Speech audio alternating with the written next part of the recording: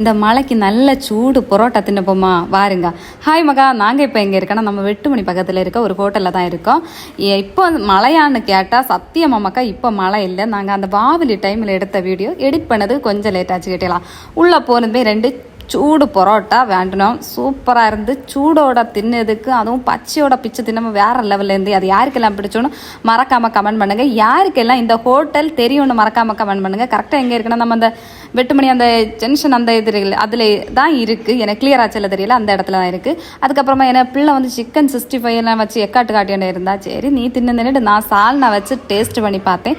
சால்னா ஓரளவுக்கு பரவாயில்ல. வெளியில் மழையும் சூடு பரோட்டாயும் நாங்கள் இருந்து தின்னு வேறு லெவலில் இருந்து கேட்டீங்களா. அதுக்கு கூட அவ்வளோட்டு கொஞ்சம் சிக்கனை வேண்டி கொஞ்சம் உள்ளி எல்லாம் வச்சு நான் தின்னு டேஸ்ட் பண்ணி பார்த்தா மக்கா வேறு லெவல். அது என்னென்னு தெரியல. நமக்கு இந்த ஹோட்டல் சாப்பாடு மட்டும் தின்னும்பா எங்கோடியெல்லாம் தலையெல்லாம் 2 பக்கம் ஆடுது வந்து பார்த்தியலா. ஷூ என்ன வேறு லெவலில் தான் இருக்குது கேட்டியல டேஸ்ட் எல்லாம். சரி, எத்தனை பேருக்கு இந்த ஹோட்டல் தெரியும்னு மறக்காமல் கமெண்ட் பண்ணுங்கள். அப்படியே நாங்கள் மழையும் நனைஞ்சிட்டு வீட்டுக்கு வந்தோம் மக்கா. Okay bye.